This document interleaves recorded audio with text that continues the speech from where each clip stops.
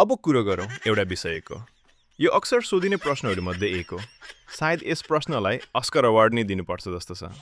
Church जन्मेदेखि सायद हजारौँ वर्ष यतासम्म पनि यसको परिचर्चा यति साह्रो हुने गर्छ कि सायद नेपालमा बसेर अमेरिकाको नै त्यति चर्चा गरिँदैन होला हो। यो प्रश्न इसाईहरूको डिएनएमा छ र यसमा थोरै मात्र विचार भिन्नता भइहाल्यो भने पनि झगडा गर्न मुख चिलाइ पो हाल्छ। एकजनाले भन्छ, त काम छैन भाइ, त बाइबलमा पढ। अर्कोले भन्छ, लुबो धेरै नकोरा, त झन् कलेज नै नपढ। यदि रिङ फाइट नै भएको भए त एकजनाले ताइक्वान्डोको किक हानिसक्थ्यो र अर्कोले मै थाईको कुइनाले हानिसक्थ्यो। यति साह्रो यस विशेषले चर्च बीच, इसाई बीच दुश्मनी हालिदिएको छ। सानो मात्रै गल्ती, तपाईँ कुलेलम ठोकेर भाग्नुपर्ने स्थिति। अब तपाईँलाई लाग्ला कि गल्ती त सानो हो नि, किन त्यति साह्रो फाइट हो? चर्चमा त्यसो त कति विषय छन्। हो हजुर, ठिक कुरो गर्नुभयो। तर यो विषय अरू विषयहरू जस्तो छैन रे। यसमा त माफी पनि दिँदैन, सिधा फाँसी हो। तपाईँ त खत्तम, फटाहा अनि के पो हो, पवित्र गाली भेट्नुहुन्छ। यसमा तपाईँको लजिकलले काम गर्नेवाला पनि छैन। अब कुन विषय हो यस्तो सोच्नुहुन्छ भने हाम्रो केन ह्याम हजुरबालाई खोज्नुपर्ने हुन्छ, जसको हरेक पोस्टमा नारा लाग्छ, जुलुस लाग्छ, तोडफोड हुन्छ, डोजर नै चल्छ। यही भन्दै कि पृथ्वी 6000 वर्षको मात्रै हो, जसले अरब त छोडौँ करोड वर्ष मात्रै भने पनि सिङ्गम फिल्ममा चाहिँ अजय देवगनको जस्तो दहरो स्वाद भेट्छ। ऊ देशद्रोही नै ठहरिन्छ। यो नमान्ने इसाईहरूलाई त धोबीले लुगा धोए जस्तै यिनले रामदुलाई गर्छन्। यिनको अगाडि त करोड वर्ष नामसम्म नि लिनुहुन्न। ब्रुसली देख्नु भएको छैन भने पक्का लाइभ एक्सन देख्नुहुनेछ। अनि शरीरको के भाँचिने हो त्यो मलाई थाहा छैन। बाइबल विरोधी, बिग ब्याङका ठेकेदार, एभोल्युसनका राजदूत, जाबो।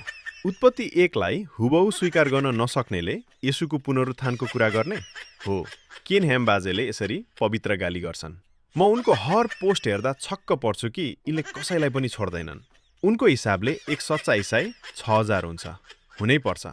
अनि अक्सर कुरो के हो भन्दै इसाईहरू यही विषय लिएर प्रश्न सोध्न आउँछन्। केन ह्याम बाजे भन्छन्, बाल बप्तिस्मा मान वा विश्वासीको, अन्य भाषा आज छ भनी मान वा छैन भनी हेर बाबु नानी हो, जेसुकै मान, मलाई बाल मतलब छैन। तर उत्पत्ति 1 को 6 दिनलाई 6 दिन नै हो र मानेनौ भने सबका सब नरक गइहाल त। ह्यामबाजेको सोचाइमा बाँकी सब विवादका विषय बाइबल भित्रैबाट आउँछ रे, तर उत्पत्ति 1 आउँदा चाहिँ बाइबल बाहिर लान्छ रे। खबरदार, चर्च आएर बिग ब्याङ र करोड वर्षको कुरो ल्याउने होइन। त थिस र सृष्टिको समयमा सब हेर्दै बसेको, छोड्दै तेरा साइन्स फाइन्स पनि। युगौँ युगदेखि थियोरीहरू अनेक ल्याउँछ, फेरि फेर्छ। त्यसरी त पिसादरी फेर्दैन हो कसैले, जति तेरा साइन्सले थियोरी फेर्छ। अनि कहिले नफेरिने बाइबललाई चाहिँ मान्न गाह्रो रे तँलाई स्वाथ? त्यो फेरिरहने साइन्सलाई चाहिँ मान्न सजिलो तँलाई? ए बाबा हो, कतिसम्म हिम्मत गर्न सकेका हो? यस्तै अनेक गाली सुन्ने सुनौलो अवसर पाइन्छ है। अनि मैले नबुझेको कुरा के हो भने यी केन ह्याम बाजेले उत्पत्ति 1 मात्रै देखिरहेछ क्या हो? कस्ता बाइबलका विषयहरूमा टिप्पणी गर्न बाइबल बाहिर जान परिरहेको हुन्छ।